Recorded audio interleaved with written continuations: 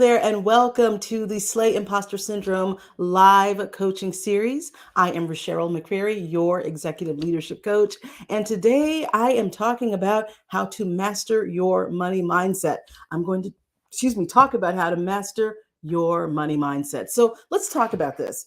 One of the things I notice when I'm working with women, coaching women versus coaching male executives, is that many times for women, we will lowball ourselves when it comes to salary, when it comes to money. Even when I'm coaching female entrepreneurs, we will lowball our prices. We will enter into a salary negotiation without really negotiating. We'll accept whatever salary is offered us, whereas men tend to negotiate almost always when they get an offer for a new salary or a promotion, and women very rarely will do that. So one of the things that I am noticing is that it's very difficult for women to find their voice about money. And right now there is so much in the news about inflation, about recession and the economy and all these things that are happening. And I want to talk about 3 ways that you can shift your mindset in order to be in a money and abundance mindset versus a scarcity mindset. And shifting your mindset is a precursor and a prerequisite to actually experiencing greater abundance, to having more money, right? If you have an abundance money mindset, then when you're offered a salary or you're going for a new salary, you will ask for a raise. You will negotiate that salary. You will raise your rates, your whatever it is you're charging. If you're an entrepreneur or offering services, you will increase your rates because you realize your value and what you're bringing to the table deserves those increased rates. So it starts with mindset. And so frequently I will have clients come to me and say, I can't break through the glass ceiling. I can't make more money. Men are paid more than the men doing the same job are paid more than I'm getting paid. And I always start with, what is your mindset? So here's the first thing I want you to think about. Right now, as I said, there's a ton of noise about inflation and all that stuff. The first shift I want you to make in order to master your money mindset is, I want you to decide not to participate in inflation and the recession. Now, that's a bold statement. What do I mean by that? I mean not to participate mentally and emotionally in the recession, in inflation. And here's why I'm saying this.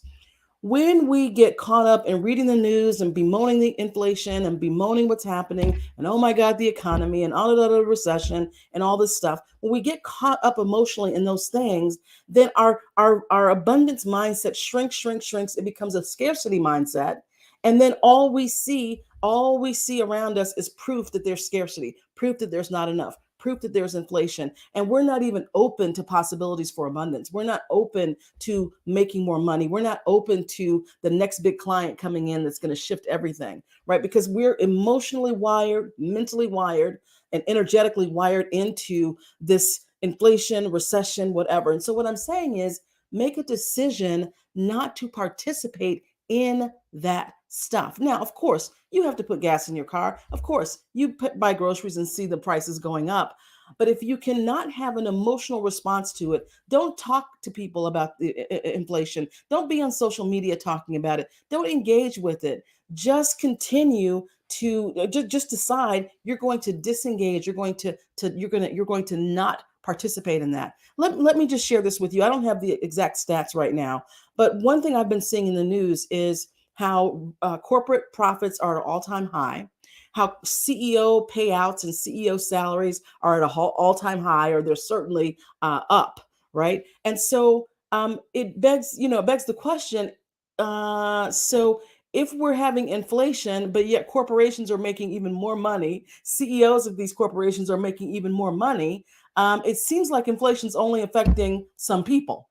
Right. It's not affecting everybody, because CEOs are making more money and the companies are making more money. So the point I'm making here is that how we approach this from a mindset standpoint impacts the experience we're going to have. So decide you're not going to participate in this. You're not going to be talking about it. Don't get in a toxic soup about it. Just pay for the gas, pay for whatever, keep it moving.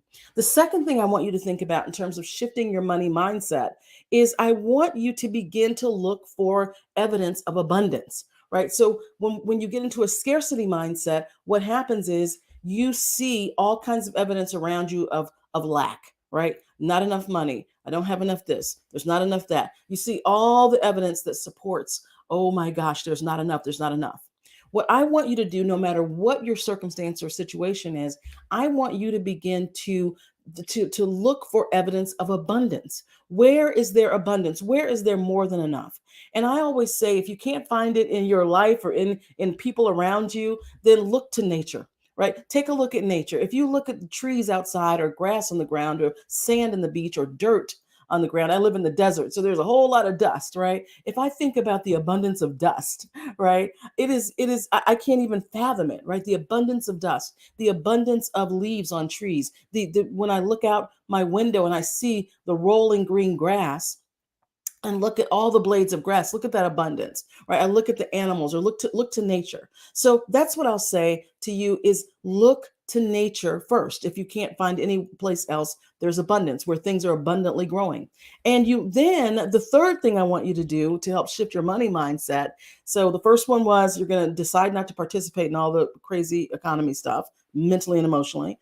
And two is, you're going to look for evidence of abundance, looking to nature first, to the natural world. The third thing I'm going to say is, you need to surround yourself with people or inputs that are actually experiencing abundance. So here's what I learned during the recession. During the recession, 2008, 9, 2000, by 2010, I had lost everything. My business went under. Everything just went poof, right? Because for my corporate business, my coaching and training business, corporations during the recession stopped all their training. They all the training dried up. All the executive coaching, all that stuff got very, very, very narrow. And so my business fell apart during that time.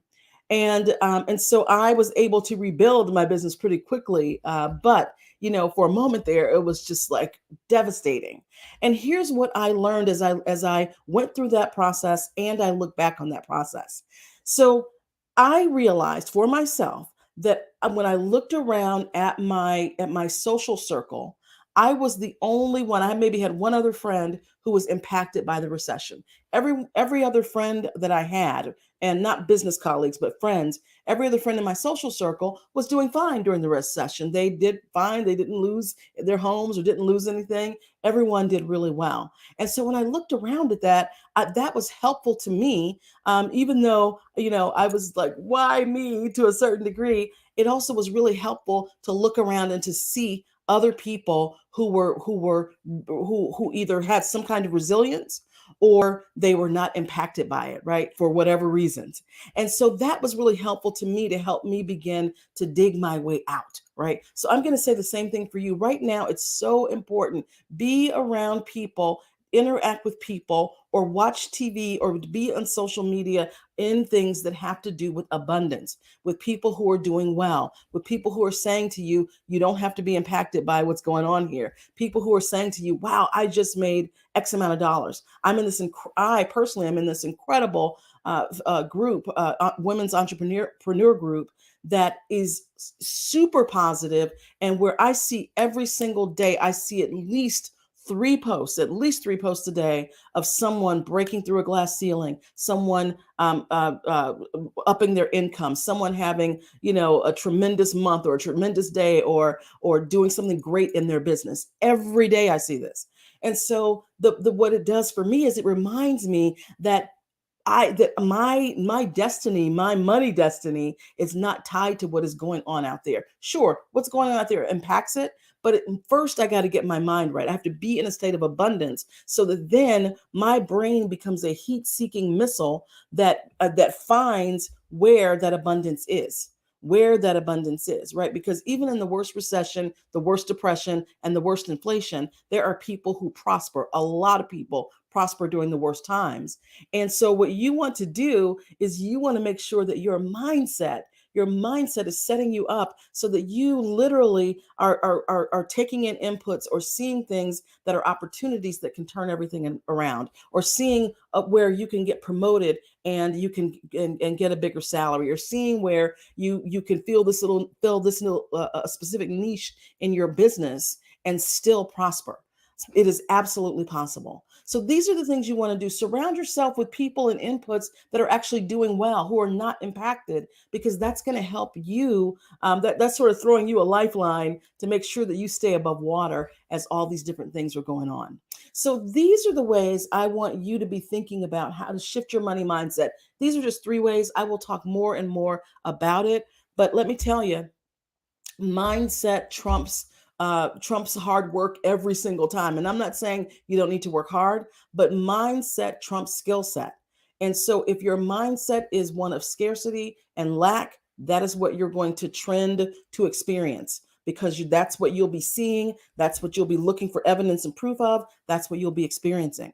If your mindset is trending to abundance, to possibility, to wealth, to money, then that's what you will trend towards. That's what you will be seeking out. That's what will be seeking you. That's what your brain will be picking up on, all the clues that are leading it to greater and greater abundance and money. So those are the things I want you to think about. Let me know what you think about this particular live that I've done. And I'd love for you to join me in my free masterclass coming up next week on June 22nd. And you can see all the information right there. So join me. I'll be talking about imposter syndrome and again, how imposter syndrome really shapes our money mindset, so we don't ask for what we really deserve to get in terms of salary or money. Imposter syndrome really shapes that. Okay, listen, have a great, great day. I will see you tomorrow. I'll be back tomorrow at 12 noon. I forget what I'm talking about tomorrow, but I'll be back. More coaching tomorrow. Have a good day.